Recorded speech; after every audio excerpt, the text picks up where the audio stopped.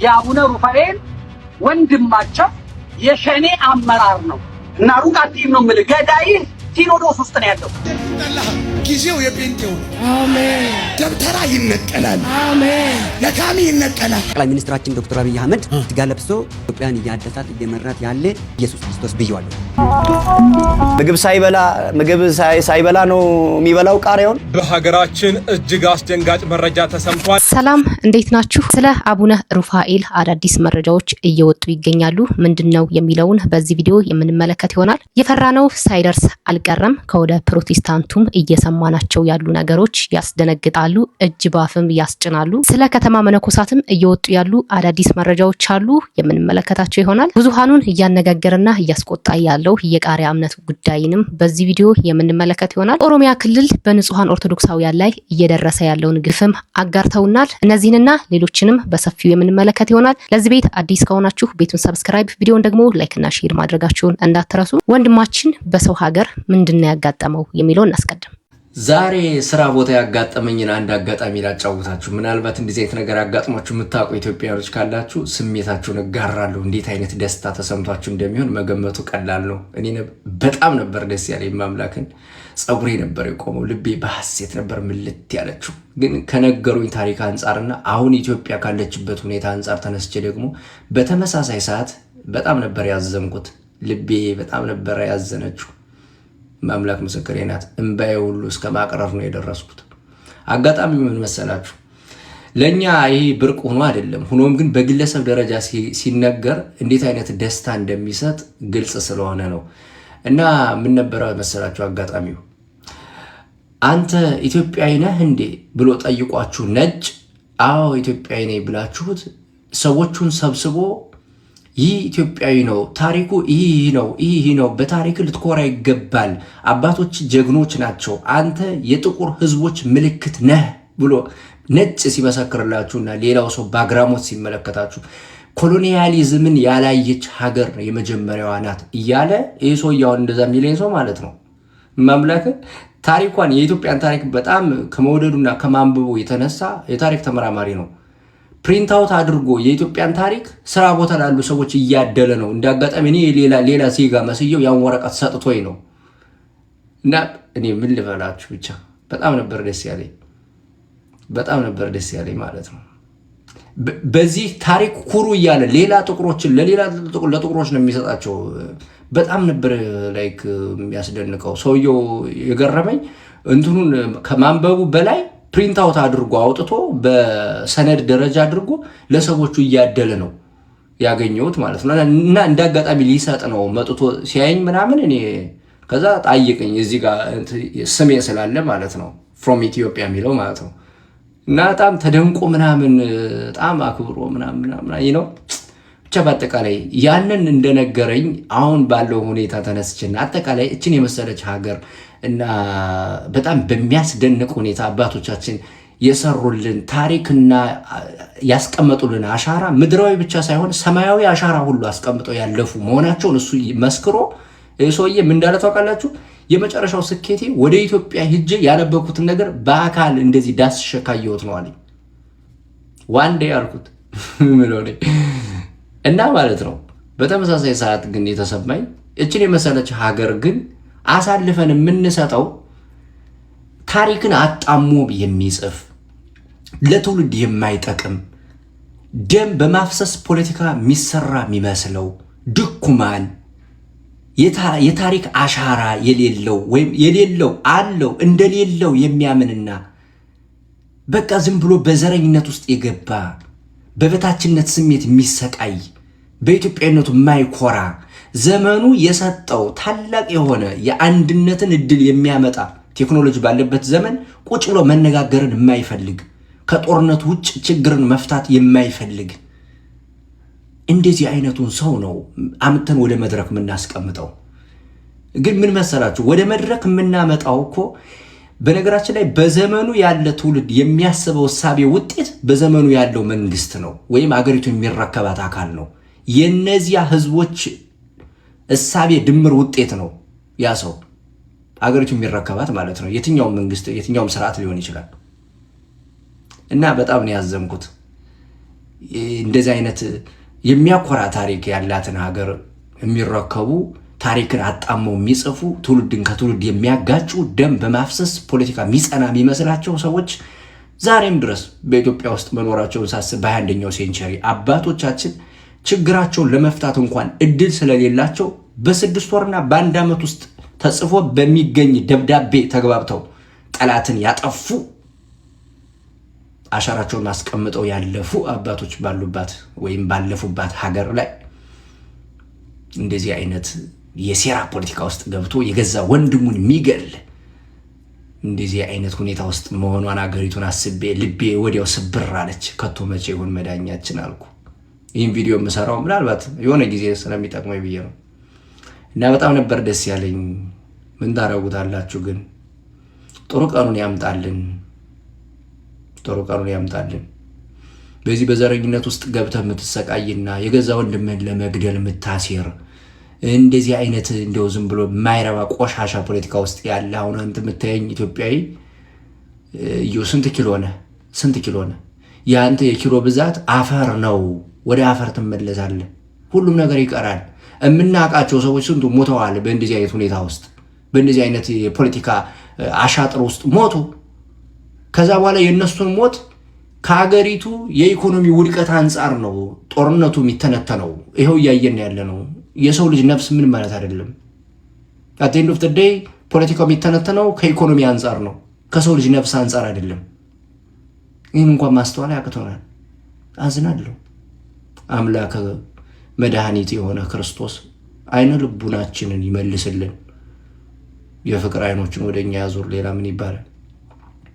ሰላማችሁ ይብዛ፣ ሰላማችን ይመልስልን። የዚችን ሀገር ዋጋን የሚያውቁ እንደዚህ መሰክራሉ። ለዛውም ኢትዮጵያዊ ሳይሆኑ ለዛውም ሳያዩ ባይ ናቸው። በታሪክ ብቻ በማወቅ በዚህ ልክ ይመሰክሩላታል። በዚችን ሀገር ነው እንግዲህ ካላፈረስናት ስሟንም ካልቀየርን ብለው ያዙን ልቀቁን የሚሉት። በእርግጥ አሁን ላይ ባለው ትውልድ አይፈረድም። ታሪክን አበላሽተው የጻፉት ይሄ ቀን እንደሚመጣ አስበው ወይም ይሄ ቀን እንዲመጣ አድርገው ያነጹትና የሰሩት አካላቶች ናቸው። አሁን ያለንበት ወቅት፣ አሁን ያለንበት ጊዜ ዝም ብሎ አሁን የመጣ አይደለም። ዝም ብሎ አሁን የመጣ ጥላቻ አይደለም።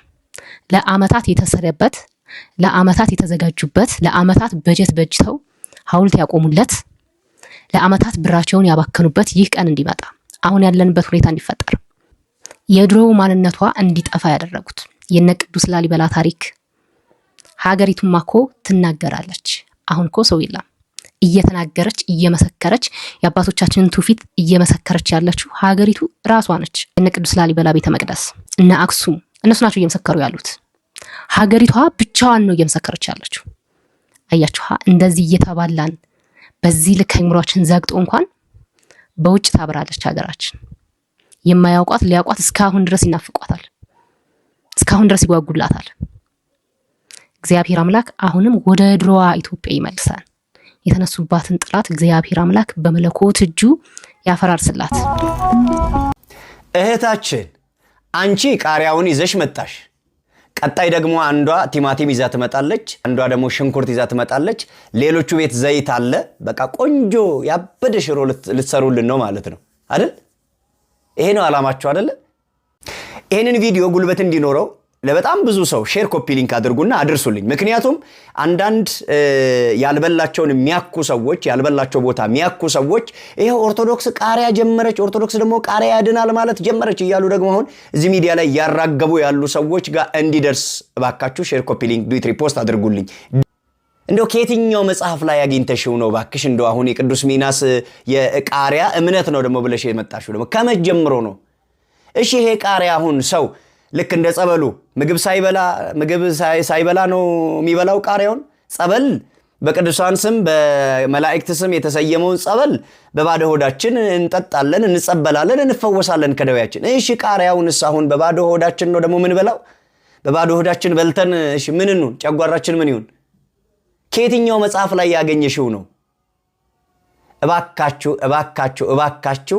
የውጪው ከውጪ ሆኖ ቤተክርስቲያንን ከሚወጋትና የቤተክርስቲያንን ክብር ዝቅ ከሚያደርጋት በላይ ውስጥ ሆናችሁ ቤተክርስቲያንን ሳታውቋት የቤተክርስቲያንን ልዕልና እያወረዳችሁ ያላችሁ እንዳንቺና እንደ ሌሎች መሰሎች እባካችሁ ተጠንቀቁ። እባካችሁ ከዚህ ድርጊታችሁ ታቀቡ። ቤተክርስቲያን የቃሪያ የበርበሬ ሽንኩርት የሚባል እምነት የላትም። ጸበል አለን። ከቤተ መቅደስ ውስጥ ከቤተ መቅደሱ ከቤተ ክርስቲያን ቅጽር ግቢ ውስጥ የሚወጣ አፈር አለ እምነቱ። ከዚህ ውጪ አለቀ። እውነት ነው። እንደዚህ አይነት ነገሮችን በጊዜ እንዲቋጩ እንዲያቆሙ ካላደረግን ስር ይሰዱና ሌላ ነገር ይሆናሉ። ከዚህ በፊትም ብዙ ነገሮችን አስቁመናል። ብዙ ነገሮችን ጩኸን አስቀርተናል። አሁን ላይ ደግሞ የመጣው የቃሪያ እምነቱ ነው። ይህንን የቃሪያ እምነት ትልልቅ አባቶችም ሲያስተዋውቁት አይተናል። እግዚአብሔር በአንድም በሌላ መልኩ እንደሚፈውስ እናውቃለን። ነገር ግን እንደዚህ እያደረጋችሁ ቤቱን የንግድ ቤት ባታደርጉት መልካም ነው። ለእናንተ ብር ያምጣ እንጂ ምንም ነገር ትሰራላችሁ፣ ምንም ነገር ታደርጋላችሁ። ይህ ህዝብ እዛም ሄደው ተጨንቆ ተጠቦ ነው የቃሪያ እምነት በሉት የሽሮ እምነት በሉት ይጠቀማል። እናም እምነታቸው ያድናቸዋል። ሁላችንም ያድነን እምነታችን ነው። ነገር ግን ቢዝነስ ተኮር አድርጋችሁ ከህመሙ በላይ ህዝቡን ሌላ ህመም ባጨምሩበት መልካም ነው። በጸበል መፈወስ ይችላሉ፣ በእምነት መፈወስ ይችላሉ። ከዚህ በላይ የጥላቶች ማላገጫም ባታደርጉን መልካም ነው። እኛ እዚህ ሆነን እዛኛው ቤት እንደዚህ ተደረገ እያልን እኮ ከኛም አልፎ እዛኛው ቤት ያሉ ምዕመናኖችም እንዳይጎዱ እንዳይበዘበዙ እየታገልንላቸው እንገኛለን። እናንተ ግን የነሱን ፈለግ ተከትላችሁ ቤታችን ውስጥ አስገብታችሁታል። ስለዚህ እባካችሁ ተለመኑን። ያለው ችግር ይበቃብናል። ሌላ ችግር አታምጡብን። ጊዜው የጴንጤው ነው። አሜን። ደብተራ ይነቀላል። አሜን። ለካሚ ይነቀላል። አሜን። መስተፋቅር ይነቀላል። አሜን። ሰላቢ ይነቀላል። አሜን። እግዚአብሔር በኢትዮጵያ ምድር ይነቅላል። እንደሰማችሁት ነው። ይሄ ጊዜው የጴንጤ ነው የሚለው ንግግር በተለያየ ጊዜ የተለያዩ ለራሳቸው ስም የለጠፉ ሐዋርያ፣ ነብይ፣ ፓስተር ነኝ ያሉ ሐሳውያን ደጋግሞ መድረኮቻቸው ላይ እየተናገሩ የሚለቁት ጉዳይ ነው። ይህንን ነገር የሚያደርጉት ደግሞ ለፕሮቴስታንቱ ማህበረሰብ እግዚአብሔር ጊዜው ነው ብሎ አልያም መንፈስ ቅዱስ ተናግሯቸው ሳይሆን የገዛ ጥቅማቸውን ለማስፈጸም እንደሆነ በዚህ ቪዲዮ ለማስረዳት እሞክራለሁ። በተለይ በዚህ ማህበረሰብ መካከል ለግሩፕ አልያም ደግሞ ለግለሰቦች እከሌ ባለጊዜ ነው የሚል ስም ሲለጠፍ ከሰማችሁ ያ ግሩፕ አልያም ያ ግለሰብ በዚህ ጊዜ ላይ ፈላጭ ቆራጭ ነኝ እያለ ነው። እኔ ነኝ ተጠቃሚ፣ እኔ ነኝ አውጪ፣ እኔ ነኝ አስገቢ እያለ ነው የሚል ትርጉም የተሰጠው ነው። የጴንጤ ነው ጊዜው ስትሉ ምን እያላችሁ ነው? ሐዋርያው ቅዱስ ጳውሎስ ለመንፈሳዊ ልጁ ለጢሞቴዎስ ወንጌልን በጊዜውም ያለ ጊዜውም ስበክ፣ ወንጌል ሰባኪነትን ስራ አድርግ ብሎ ሲነግረው ወንጌል በጊዜውም ያለ ጊዜውም የሚሰበክ የእግዚአብሔር ልጅ የክርስቶስ ኢየሱስ የምስራች ያለበት እውነት እንጂ ከምንም ነገር ጋር ተያይዞ ጊዜው የከሌ ነው ጊዜው የከሌ አይደለም የሚባልበት አይደለም። አሁን ግን አንዳንድ አገልጋዮች የጴንጤ ነው ጊዜው እያላችሁ ፉከራ አብዝታችኋል። ይህ ደግሞ በግልጽ ጠቅላይ ሚኒስተሩ የፕሮቴስታንት አገልጋዮችን ሰብስበው በተናገሩበት ይሄን ንግግር ደጋግማችሁ ከመነገሮቹ የተነሳ አይደለም ለማህበረሰቡ ቀርቶ በስልጣን ላይ ላሉት ግለሰቦች ራሱ ጥያቄ ስለሆነባቸው በአጽንኦት ጠቅላይ ሚኒስተር ዶክተር አብይ አህመድ መንግስቱ የጴንጤ መንግስት አይደለም ብሎ በአደባባይ ነግሯቸዋል። እናንተ ግን ደጋግማችሁ መንግስቱ የፕሮቴስታንት እንደሆነ ለማንጸባረቅ ያለው መንግስት የፕሮቴስታንት እንደሆነ ከፕሮቴስታንት ጋር የተዛመደ እንደሆነ ለማሳሰብ በተለያየ ጊዜ እየተናገራችሁ ነው። ይህ ደግሞ ከራሳችሁ ጥቅም ማግኘት ጋር አያይዛችሁ በልባችሁ ያለውን ፍላጎት ለማስፈጸም እንጂ ለፕሮቴስታንቱ ማህበረሰብ አስባችሁ ወይም ተቆርቁራችሁ የምትናገሩ ንግግር እንዳልሆነ የአደባባይ ሚስጥር ነው። በተለይ ግለሰቡ ሲናገር የሰማችሁት ደብተራ ይወገዳል፣ ደብተራ ይጠፋል የሚል ቃል ሲጠቀም ትሰማላችሁ። ይህ ቃል ጸባጫሪና ልዩነት ፈጣሪ ነው እንጂ በወንጌል ውስጥ የሚጠቅም ነገር ኖሮት አይደለም የሚጠቀሙት። እሱ ብቻ አይደለም የሚጠቀሙ የተለያዩ ሰባኪ ነን የሚሉ ግለሰቦች ይህንን ቃል በተደጋጋሚ ደብተራነትን ከጥንቆላና ከመተት ጋር አያይዘው ሲናገሩ ትሰማላችሁ። በኢትዮጵያ ኦርቶዶክስ ቤተክርስቲያን ውስጥ ደብተራ የሚለው ቃል አንድ ካህን ወይም አንድ ቆሞስ በአገልግሎቱ ሂደት ውስጥ ማዕረግ እንደሚሰጠው የአገልግሎት ሹመት እንደሚሰጠው እንደዛው ደብተራ የሚለው ስም የአገልግሎት ሹመት የቤተ ክርስቲያኗ አገልጋዮች መጠሪያ እንጂ ከመተትና ከጥንቆላ ጋር የተያያዘ አይደለም። አንዳንዶቻችሁ ተሳስታ ለኦርቶዶክስ ቤተክርስቲያን እያሽቃበጥክ ነው እንደምትሉኝ አውቃለሁ። በእርግጥ አንዳንድ ደብተሮች ከቤተ ክርስቲያኗ ወግ፣ ቀኖና፣ ስርዓት አፈንግጠው ወጥተው የራሳቸውን መንገድ በመከተል የእግዚአብሔርን ነገር ጥለው ለዚህ ዓለም ገንዘብና ለጨለማው ለአጋንንት ሲሉ ድግምትም መተትም ሊያደርጉበት የሚችሉበት ሁኔታ አለ፣ ይህንን ስም ተሸክመው። ነገር ግን ቤተክርስቲያኗ ይህንን ማዕረግና ይህንን ስም ለአንድ አገልጋይ ስትሰጥ ያ አገልጋይ ለዚህ አገልግሎት በቅቷል ብላ ለመንፈሳዊ አጀንዳ ነው እንጂ የምትሰጠው ስፔሲፊክሊ ጠንቁልልኝ መትትልኝ ብላ የምትሰጠው አይደለም። ነገር ግን እነዚህ ሐሳውያን አገልጋዮች በመድረኮቻቸው ላይ ጸባጫሪ የሆነ ድርጊትን ይከታሉ። በተለይ ደግሞ ባለ ጊዜ ነኝ ከሚል ንግግር ቀጥሎ መጠቀማቸው በሌላው ማህበረሰብ ውስጥ ፕሮቴስታንት ባልሆነ መንገድ እንዲታይ የሚያደርግ ህዝብን ከህዝብ የሚያቃቅርና የሚያጣላ እንጂ ፍቅርንም ወንጌልንም የሚያሰብክ አይደለም። ሁለት ትልልቅ የፕሮቴስታንት እምነት ተከታዮች ሲወያዩ ወይም ሲጠያየቁ ሰማሁኝና ምን አለው አንደኛው፣ ለምንድነው እንደዚህ የሚባለው? አሁን እኛ በግልጽ እናውራ፣ ምክንያቱም ከሌላ እምነት ተከታዮች አልመጣንም፣ እዛው የፕሮቴስታንት እምነት ተከታዮች ነን እና ለምንድነው የፕሮቴስታንት ወይም የኛ ጊዜ ነው የሚባለው? እስኪ እንወያይበት ብሎ ይጠይቀዋልና ምንድነው ያለው? እንደዚህ እንዲባል ያስባለበት ምክንያት የመጀመሪያው ነገር ምንድነው? አሁን ላይ በየቦታው ብትሄድ፣ በተለይ ትልልቅ ቦታዎች ተብሎ የሚጠሩት ላይ ብትሄድ ብዙሃኑ ፕሮቴስታንት ናቸው። ስም በመጥቀስ ነው የሚናገረው። ከፕሮቴስታንቱ ከከንቲባዋ ያንዳንዱን ስማቸውን እየጠቀሰ ይናገራል። አንደኛው እሱ ነው። ሁለተኛው ደግሞ አርማው ወይም ሎጎ በራሱ የፕሮቴስታንት አማኞች የሚጠቀሙት የቤተክርስቲያናቸው ወይም የራሳቸው ሎጎ ጋር ኦልሞስት አንድ አይነት ነው። ስለዚህ እነዚህ ነገሮች ተደራርበውና ተጨማምረው አሁን ላይ ያለው ጊዜ የፕሮቴስታንቱ ነው እንዲባል አስብሎታል። ይሄ ደግሞ ሀቅ ነው። ኦርቶዶክሳውያንም በየቦታው ብትፈልጋቸው አታገኛቸውም። ለምን መነመኑ፣ ለምን ጠፉ የሚለውን ጥያቄ እዚህ ላይ አላነሳውም። እነሱ ራሳቸው ያስቡበት አይነት ንግግር ነው የተናገረው ሰውየው ማለት ነውና እነዚህ ሰዎች እንዲህ እንዲሉ ያደረጋቸው ምንድነው የሚለው ላይ ፎከስ አድርገን ብናየው እውነትም ቢሉም አይፈረድባቸውም የሚያስብል ነገር መሬት ላይ ስላለ ነው። ምንም ነገር እንደተናግረን ወይ ምንም ነገር ብለን ልንሸፋፍነው አንችልም። እንዲህ የልብ ልብ የሰጣቸው መሬት ላይ ያለው ነገር እነሱን ደጋፊና ይህንን ያሁን የሚናገሩትን ቃላት እንዲያወጡ ስለሚያደርጋቸው ነው። ይሄ ደግሞ እያየነው ያለው ነገር ነው። በአደባባይ የተናገሩት እነሱም መሬት ላይ ያለውን ነገር ነው። ሌላኛው ደግሞ ጠቅላዩን ራሱን ከኢየሱስ ክርስቶስ ጋር ማነጻጸር ተጀምሯል። ቆይተው እነዚህ ሰዎች ያመልኳቸዋል እያልን ነበረ። በተለይ ስንል የነበረው እዛ ያሉ ፕሮቴስታንቶች ነበር፣ መሪዎቻቸውን፣ ፓስተሮቻቸውን። ምክንያቱም ላባቸውን በሶፍት ጠርገው ሲያበሏቸው እነሱ ያለፉበትን ወይም የረገጡትን አፈር እያነሱ ሰውነታቸውን ሲቀቡ፣ እንደገና ደግሞ ሳር ሲያስግጧቸው እሺ ብለው ሲግጡ እነዚህ ሰዎችማ በቃ አይናቸው አልበራም፣ ገና ናቸው፣ ወይም እንደ አምላክ እያዩቸው ነው፣ እያመለኳቸውም ነው ጭምር ብለን ተናግረን ነበር። አሁን ግን ሊተራሊ ጠቅላዩ ስጋ ለብሶ ወይም ስጋ የለበሰ ኢየሱስ ክርስቶስ ነው ይሉናል። መሪ አመጣን። ማንን ማለት ነው? ጠቅላይ ሚኒስትራችን ዶክተር አብይ አህመድ ስጋ ለብሶ ኢትዮጵያን እያደሳት እየመራት ያለ ኢየሱስ ክርስቶስ ብየዋለሁ እኔ። ከፈጣሪ ጋር ፈጣሪም ቃል ነበር አይደለም? ቃልስ ምን ሆነ? ስጋ ሆነ።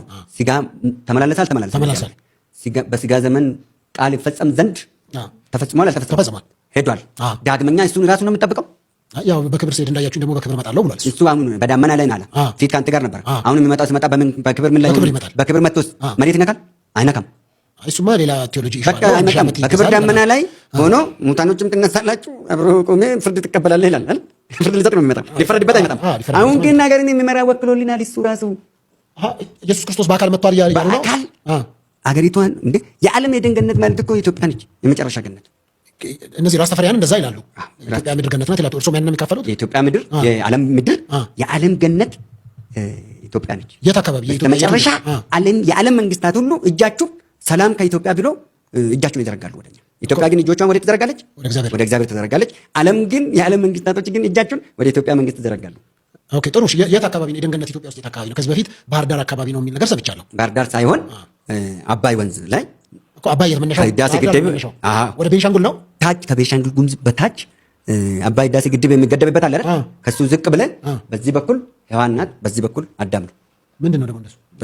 አዳምና ሔዋን የሚባል ታላ አዳምና ሔዋን የሚባል ገነት። አዳምም ሔዋንም ኢትዮጵያዊ እንደሆኑ ታውቃቸዋለህ? በምን ምክንያት ኢትዮጵያ? ከዚህ በፊት እርሱ ሲናገሩ አዳም ኦሮሞ ነው ብለው ሲናገሩ ቪዲዮ አለኝ። አዳም ኦሮሞ ነው፣ ሔዋን አማራ ናት። በምን አይደሉም? እስራኤላዊ አይደሉም? እስራኤላዊ አይደሉም? አይደሉም። በምን መረጃ ነው እርሱ?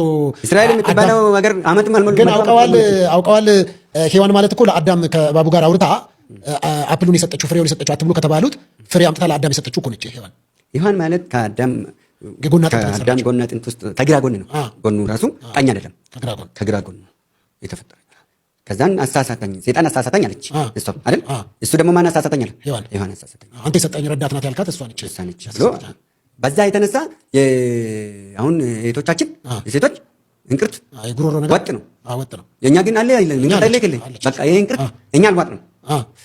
ምልክቱ በዛ ምክንያት ነው። ይሄ አልዋጥ ነው። እኛ እየበላን እሱ ቅድም አይኔ ሳይኖረኝ አይን ሳይኖረው አዳም አይንም ሳይኖረው ምንም ሳይለየው በቃል ብቻ ስለነበረ የምኖረው አይኑም ሳይኖረው ራሱን ሳይው ምን ሳይል የተናገረውን ቃል እሷ የሰጠችውን በለስ እያኘከ አልዋጥም ልውጥ ሲል አስታወሰ፣ መለሰ፣ ወጣ፣ መልሶ አወጣ። እዚህ ጋር ሲያወጣ በቃ እዚህ ጋር አሁን አበጣችበት። ወንድነት እዚህ ጋር እንቅርተው ነገር እዚህ ጋር ነገር ታለ ነው። ሁሉ ነገር የተምታታበት ዘመን ላይ ነው የደረስነው። እንዲህ በግልጽ እየተናገሩ ነው ያሉት እነዚህ ሰዎች። ግን መንግስት መጥቶ መንግስት እንደሚሄድ አያውቁ። የተለያዩ መንግስታት በሀገራችን ላይ እንደሚፈራረቁ አያውቁ። ምንድነው እየመራቸው ያለው? በምንድነው እየተመሩ ያሉት? ኧረ ንቁ። እኔ እኮ ከስር ሆናችሁ አሜን የምትሉት ህዝብ ናቸው የምታሳዝኑኝ። ሁሌም በቃ የእውነት እኔ እሳሳላችኋለሁ። የምር ያም የሆነ ነገር ሲላችሁ አሜን ትላላችሁ። ከዛ ተሳስቻለሁኝ እዛ ጋር ድሮ የተናገርኩት እንደዚህ ነው ሲላችሁ አሁንም አሜን ትላላችሁ። ንቁ፣ አይናችሁ ይብራላችሁ፣ ግራና ቀኝ ተመልከቱ፣ ብርሃን ሳለላችሁ በብርሃን ተመላለሱ። እባካችሁ ንቁ፣ ኑ በብርሃኑ ተመላለሱ። ወደ አቡነ ሩፋኤል መረጃዎች እንሂድ። አሁን ከመሸ የደረሰኝ እጅግ አስደሳች ሰበር መረጃ አለ። ለመላው ባለማተብ ኦርቶዶክሳውያን ይዳረስ ዘንድ የሚቀር ነገር ስላለ በደንብ ሼርና ኮፒ ሊንክ ሪፖስት አድርጉት። ብፁዕ አቡነ ሩፋኤል እንግዲህ ሊቀ ጳጳስ አንድ መነኩሴ ማስደብደባችሁን ከዚህ በፊት ገልጬላችሁ ነበር። ከኋላ መለስ ብላችሁ ቪዲዮን እዩት።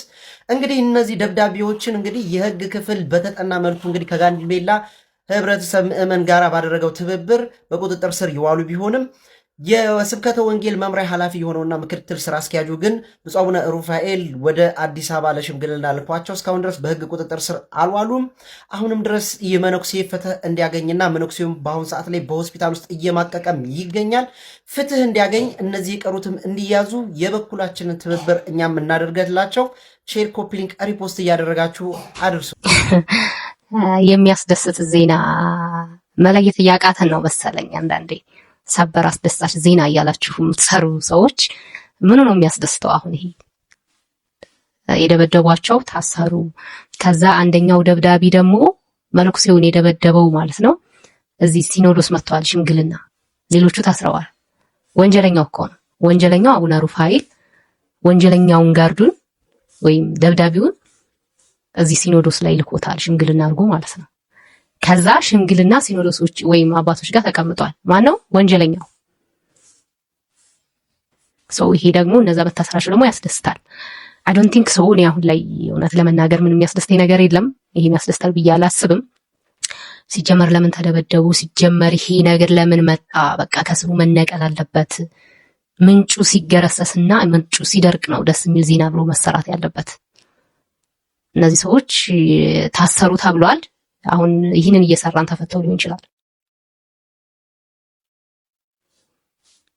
ግን ደብዳቤው አካል ኢሹ መሆን ያለበት ደብዳቤው መነኩሴውን የደበደበው አካል እዚህ ሽምግልና መምጣቱ ነው።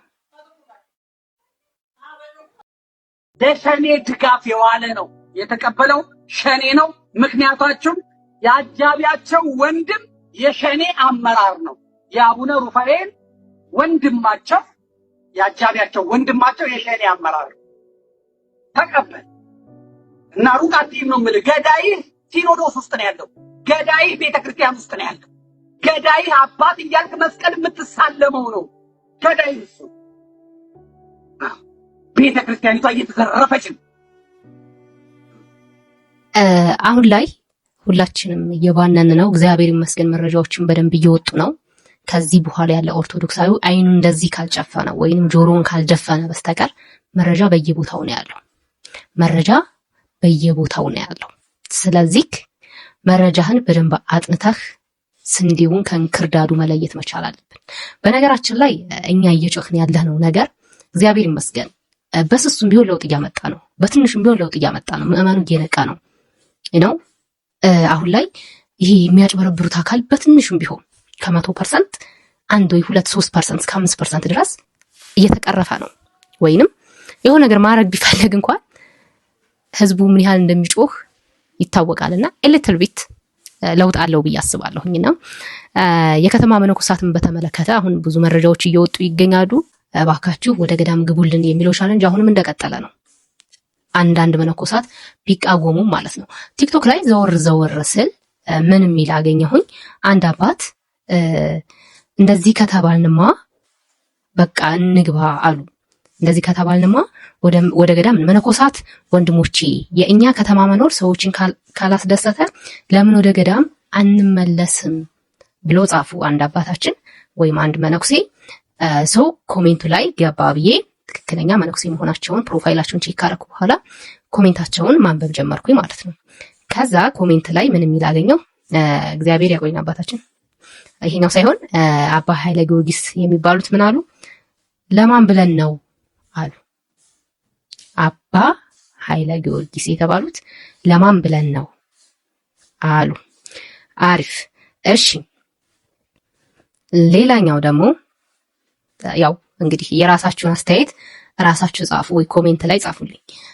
ሌላኛው ከታች ደግሞ ወረድ ስል ሊቀ ኤሊስ ቀሲስ ይላል።